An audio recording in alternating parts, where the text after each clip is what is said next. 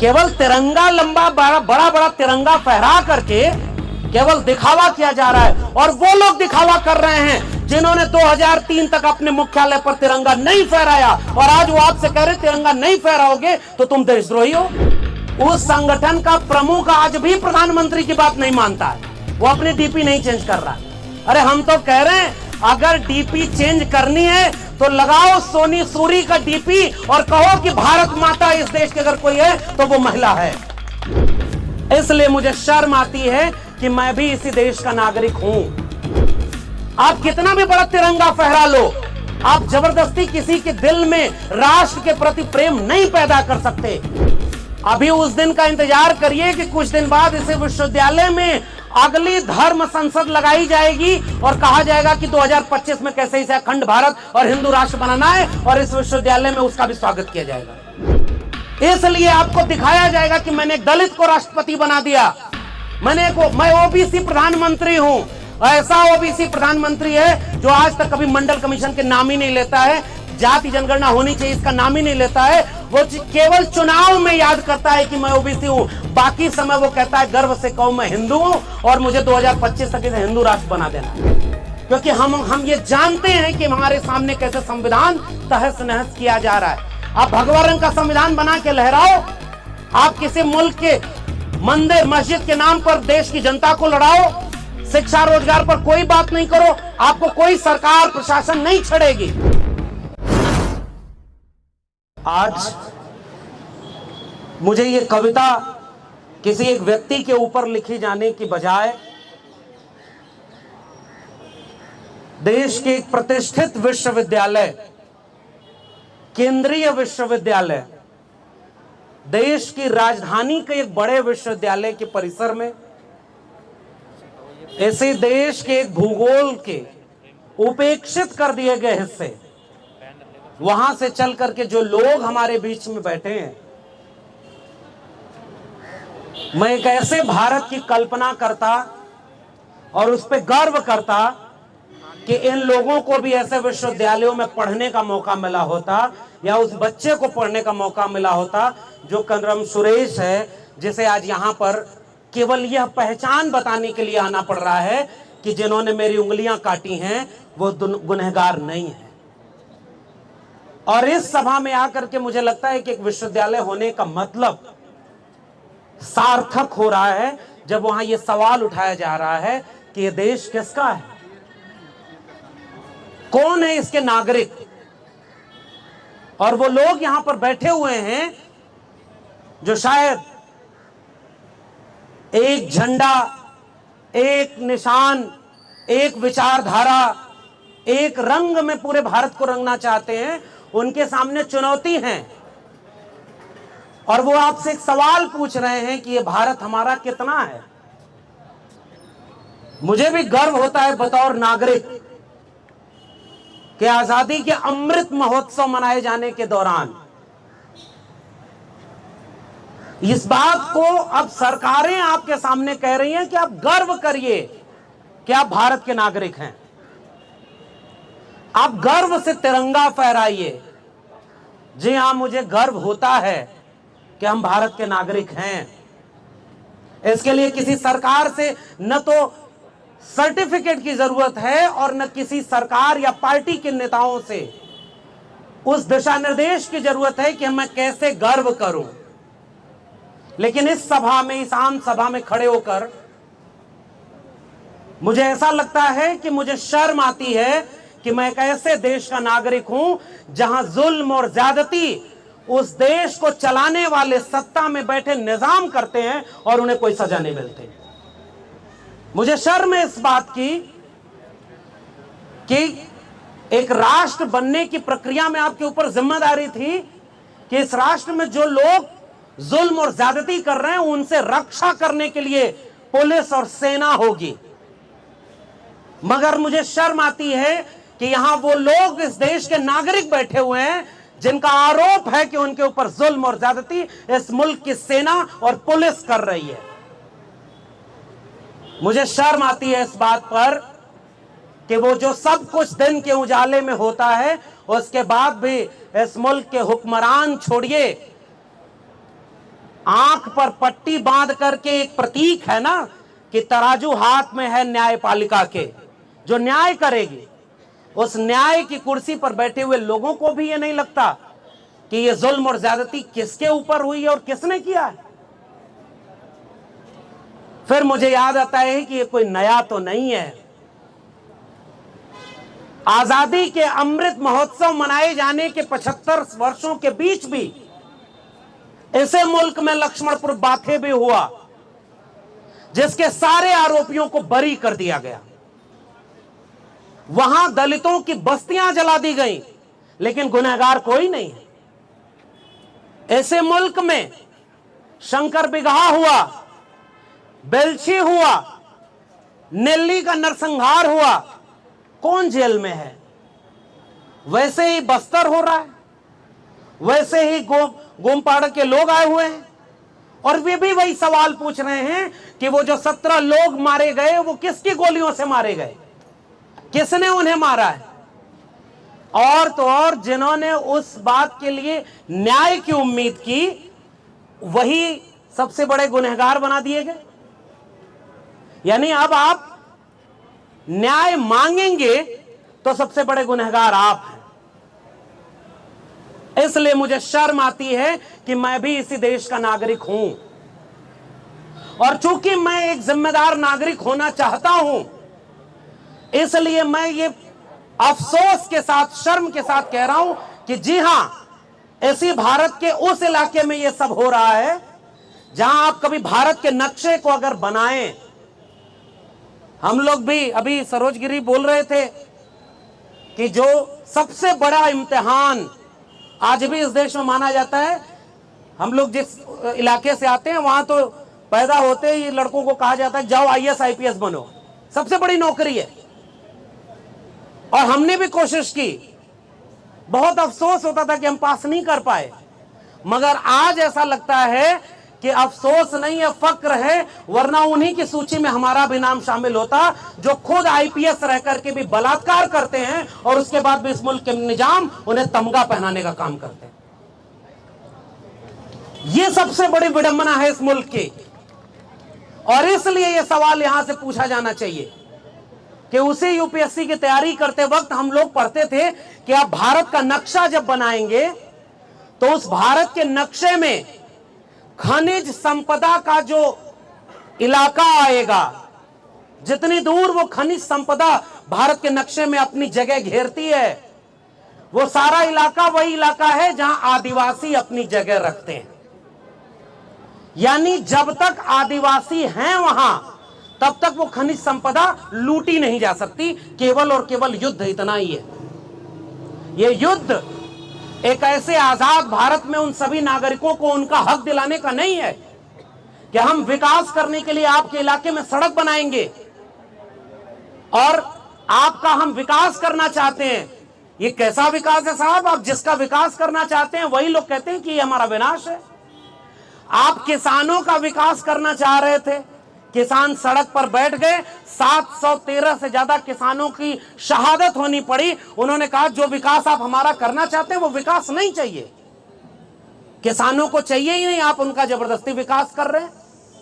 जैसे हम इसे विश्वविद्यालय परिसर में हैं और यहां एक नई शिक्षा नीति लागू कर दी गई है कि आजादी का अमृत महोत्सव मनाने के दरमियान अब एक नई शिक्षा नीति लागू होगी जो छात्रों, शोधार्थियों और शिक्षकों के जीवन में क्रांतिकारी बदलाव लाएगी।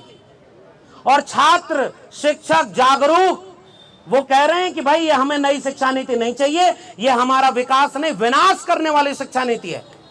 कैसा विकास आप करते हैं? और वैसा ही विकास आप कर रहे हैं आदिवासियों के ऊपर कि हम तो सड़क बनाना चाहते हैं। साहब एक बार पूछो तो सही कि आदिवासी मांग क्या रहे हैं। और ये देखिए, जैसे शिक्षकों में भी बहुत सारे शिक्षक प्रोफेसर यहाँ ऐसे हैं ना, जो यहाँ अखंड भारत कैसे बनाया जाए इसका सेमिनार करेंगे, उसके लिए विश्वविद्यालय परिसर में छूट है। और इसी जगह पर अगर इस तरह का कार्यक्रम किया जाएगा तो पुलिस प्रशासन, विश्वविद्यालय वो आपसे कहेगा कि ये विश्वविद्यालय में नहीं हो सकता।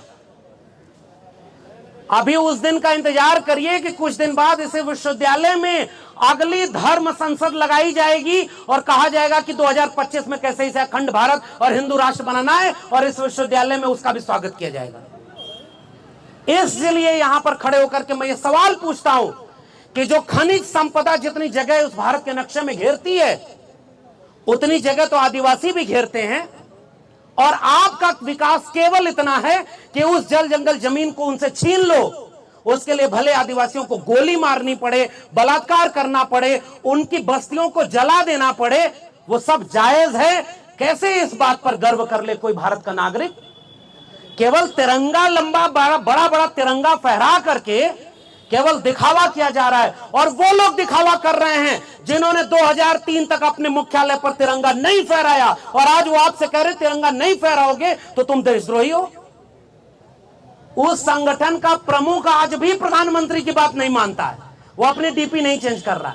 अरे हम तो कह रहे हैं अगर डीपी चेंज करनी है तो लगाओ सोनी सूरी का डीपी और कहो कि भारत माता इस देश की अगर कोई है तो वो महिला है। और इसलिए सोनी सूरी की उस बात से मैं अपनी बात जोड़ता हूं, जो किस्सा उन्होंने उस आदिवासी महिला का सुनाया। आप इस बात पर चिंतित नहीं होंगे तो फिर किस बात के आप भारत के नागरिक हैं? वो सवाल पूछिए कि उसने माओवादी एक तरफ, पुलिस प्रशासन एक तरफ, और उनके बीच में वो तिरंगा लहरा रही थी कि हम काला झंडा नहीं फहराएंगे, हम तिरंगा फहराएंगे। वो एक भरोसे का नाम था ना, वो तिरंगे के प्रति भरोसा था, वो भारत के संविधान पर भरोसा था। मुझे अफसोस है उसी महिला ने, जब सोनी सूरी ने ये बात बताई कि कुछ दिनों बाद उन्होंने वो तिरंगा उसे लौटाते हुए कहा कि ये तिरंगा तुम रख लो, ये तिरंगा हमारी लाज की रक्षा, हमारे हक हुकूक से हमारी सुरक्षा नहीं कर सकता, फिर ये तिरंगा हमारे किस काम का? मैं आखिरी बात कहता हूं, हम सब एक पहचान लेकर पैदा हुए हैं। जैसे मेरी पहचान एक पुरुष होना है, मेरी पहचान एक ओबीसी समाज से आने वाले का है, मेरी पहचान गांव में रहने वाले एक ऐसे लड़के की है कि जो गाय भैंस चराता था, लेकिन उसको इतना मौका मिल गया कि वो 2-3 विश्वविद्यालयों में पढ़ने के बाद एक विश्वविद्यालय में भले ही ठेके पर सही लेकिन प्रोफेसर तो बन गया। ये मेरी पहचान है। मगर जब मैं अपनी पहचान बदल कर सोचना चाहता हूं और मैं ये सवाल पूछता हूं कि अगर मैं आदिवासी इलाके से होता, या मेरी मां के साथ, मेरी बहन के साथ, मेरे भाई के साथ, ये जो के सुरेश ये लड़का बैठा है, कभी मनोविज्ञान पढ़िएगा साहब। उस बच्चे को केवल आज ये घूम घूम कर दिल्ली में हिमांशु कुमार जी पोस्ट लिखते हुए अफसोस कर रहे थे, और आज भी यहां बोलते हुए सोनी सूरी भी अफसोस कर रही थी।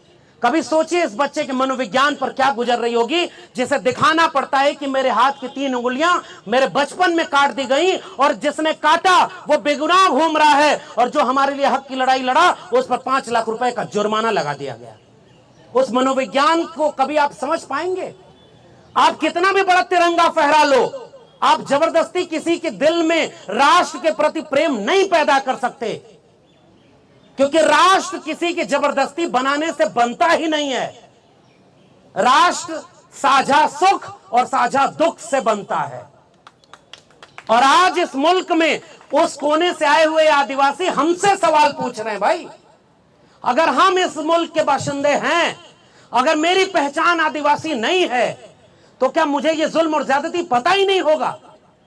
और अब मैं जबरदस्ती इनसे कहूंगा कि नाज करो इस हिंद पर कि तुम्हारा मुल्क है। ये लोग आज ये नहीं पूछेंगे कि जो हमारे हक की लड़ाई लड़ रहा है वो गुनहगार है, तो इस मुल्क पर कैसे मैं नाज करूं? वो साझा सुख और साझा दुख कहां गया?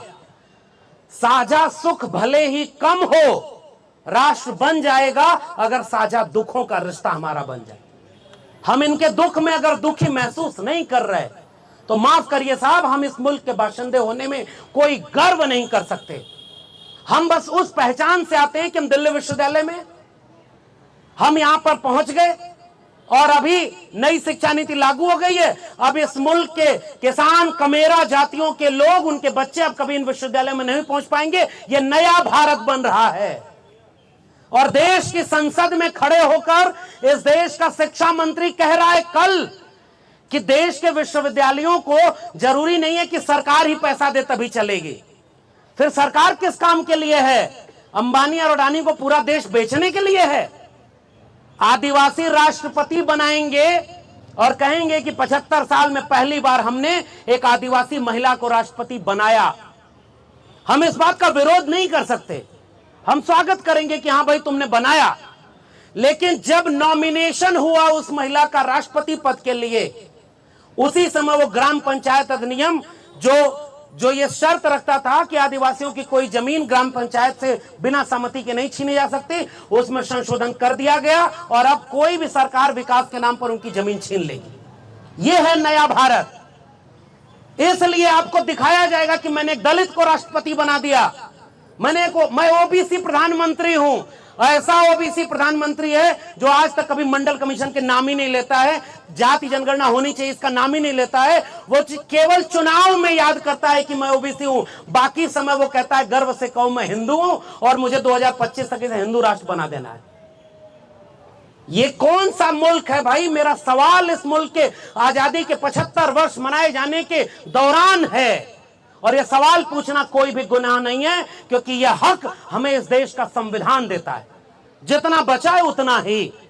इसलिए मैं केवल यह सवाल पूछ करके वह सवाल करते हुए कि मुझे नहीं पता ये चंद लोग जो यहां पर खड़े हैं उनके बीच से सोनी सूरी या सुरेश या हिमांशु कुमार जो लड़ाई लड़ रहे हैं, या जो ये लोग यहां आए हुए हैं, कभी सोच कर देखिएगा जो बस्तर में हो रहा है क्या वो कश्मीर में नहीं हो रहा है? कौन सा मुल्क है फिर ये? कश्मीर का भारत कौन सा भारत है? नॉर्थ ईस्ट का भारत कौन सा भारत है?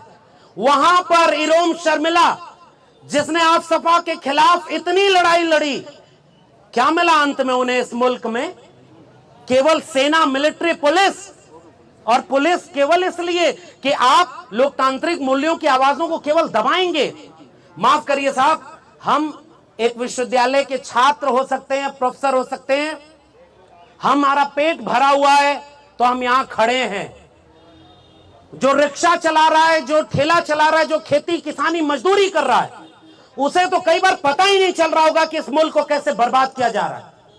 इसलिए यह जिम्मेदारी हमारी है, क्योंकि हम ये जानते हैं कि हमारे सामने कैसे संविधान तहस नहस किया जा रहा है। आप भगवा रंग का संविधान बना के लहराओ, आप किसी मुल्क के मंदिर मस्जिद के नाम पर देश की जनता को लड़ाओ, शिक्षा रोजगार पर कोई बात नहीं करो, आपको कोई सरकार प्रशासन नहीं छेड़ेगी, आपके ऊपर कोई मुकदमा नहीं होगा, और आप अपने हक की बात करो, आपके ऊपर मुकदमे लगाएंगे और आपको जेल में डालेंगे। तो जेल तो हमारे लिए कहा जाता है ना कि दूसरा घर है। और मैं तो हिमांशु कुमार को सैल्यूट करता हूं जिन्होंने यह वादा किया कि मैं 5 लाख रुपए नहीं भरूंगा, तुम्हें जेल में ले जाना है तो जेल में ले जाओ। हक की लड़ाई में अगर ऐसे ही जेल जाना होता, जेल से डर लगती। अरे जेल से तो वो डरे जिनके पुरखे माफी मांगा करते थे कि जेल से निकाल दो, हमको पेंशन दे दो और हम जीवन भर तुम्हारी दलाली करेंगे।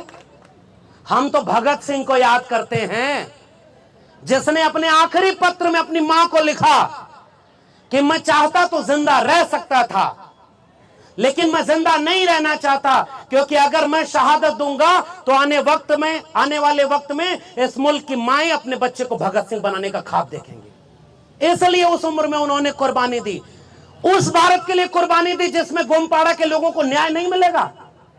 उस भारत के लिए भगत सिंह ने कुर्बानी दी जिसमें केवल हिंदू मुस्लिम का दंगा कराया जाए और आपका पलक पावड़े बिछाकर सम्मानित किया जाएगा। उस भारत के लिए उन लोगों ने शहादत दी जिसमें शिक्षा रोजगार पर कोई बात नहीं होगी। माफ करिए, मुझे उस भारत पर कोई गर्व नहीं होता, मुझे शर्म आती है कि मैं भी उस भारत का हिस्सा हूं, मगर हां, मैं उस भारत को बिरसा, फूले, अंबेडकर और पेरियार के सपनों का भारत बनाने के लिए लड़ूंगा। उस बात पर मुझे गर्व है कि हां, मेरे पास एक ऐसी विरासत है जो इस चीज के खिलाफ ऊर्जा देती है, ताकत देती है। और इसलिए मैं जाते जाते एक कविता और पढ़ना चाहता हूं। यह कविता निर्मला पुतुल की है, बिटिया मुर्मू के लिए। उठो कि अपने अंधेरे के खिलाफ उठो, उठो अपने पीछे चल रही साजिश के खिलाफ, उठो कि तुम जहां हो वहां से उठो, जैसे तूफान से बवंडर उठता है उठती है जैसे राख में दबी चिंगारी। देखो अपनी बस्ती के सीमांत पर जहां धराशायी हो गए हैं पेड़, कुल्हाड़ियों के सामने असहाय रोज नंगी होती बस्तियां एक रोज मांगेंगे तुमसे तुम्हारी खामोशी का जवाब। देखो बस्ती के सीमांत पर जहां धराशायी हो रहे हैं पेड़, कुल्हाड़ियों के सामने असहाय रोज नंगी होती बस्तियां एक रोज मांगेंगे तुमसे तुम्हारी खामोशी का जवाब। सोचो तुम्हारे पसीने से पुष्ट हुए दाने एक दिन लौटते हैं तुम्हारे मुंह चढ़ाते तुम्हारी ही बस्ती की दुकानों पर। कैसा लगता है तुम्हें जब तुम्हारी ही चीजें तुम्हारी पहुंच से दूर होती हुई दिखती हैं? इन सदियों का क्या है, आएंगी जाएंगी। इन सदियों का क्या है, आएंगी जाएंगी। क्या अब भी विश्वास करने लायक बचा है यह समय? तुम्हारे विश्वास की जड़ें आखिर कितनी गहरी हैं? समय के द्वारा लगातार कुतरे जाने के बावजूद क्या वे पाताल में गई हैं?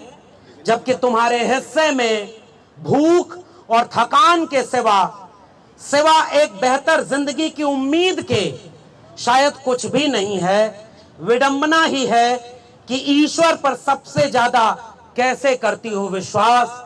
उठो बेटिया मुर्मू, तुम्हारे लिए जय भीम, जय मंडल, संविधान जिंदाबाद, उल गुलाम जिंदाबाद, इनकलाब जिंदाबाद।